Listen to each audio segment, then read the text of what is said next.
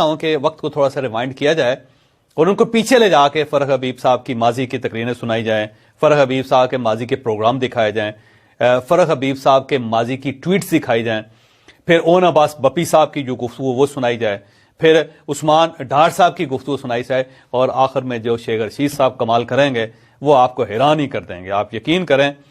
کہ شیخ رشید صاحب کا ایک ایسا چہرہ قوم کے سامنے آئے گا یا پی ٹی آئی کے سامنے آئے گا کہ جس کے بارے میں انہوں نے تصور بھی نہیں کیا تھا۔ تو آج مجھے یہ محسوس ہوتا ہے کہ عمران خان اکیلے ہو گئے۔ عمران خان کی جو ٹیم تھی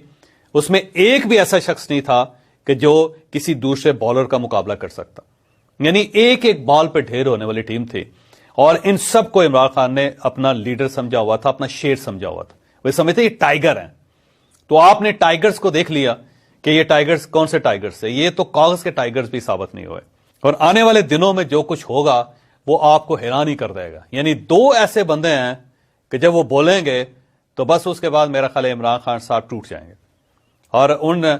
پھر عمران خان صاحب کو اکٹھا ہونا، کھڑا ہونا واقعی معجزہ ہوگا۔ اور دو لوگ کون سے ہیں؟ ایک تو خاور مانیکا صاحب ہیں، جس دن خاور مانیکا صاحب گفتگو کریں گے میرا نہیں خیال کہ پی ٹی آئی کے لوگ پھر فیس کر سکیں گے، اور پھر اس کے بعد جب بشرا بی بی عمران خان کا ساتھ چھوڑے گی تو اس وقت آپ دیکھیے گا کہ خان واقعی تنہا رہ جائے گا، کیونکہ یہ وہ لوگ ہیں جن کے لیے عمران خان نے اپنی پارٹی برباد کر لی تھی۔ خاور مانیکا یعنی وہ ان کی جو خاتون ہے، جو بیگم ہے، ان کے سابق خامد ہیں، لیکن اس کے لیے جو عمران خان صاحب نے برداشت کیا ہے وہ بھی حیران کن سٹوری ہے۔ وہ کسی دن میں سناؤں گا یا خاور مانیکا صاحب خود ہی سنا دیں گے۔ اور پھر بشرا بی بی، اس کے لیے انہوں نے پوری پارٹی قربان کر دی، لیکن جب بشرا بی بی ان کا ساتھ چھوڑے گی تو پھر میرا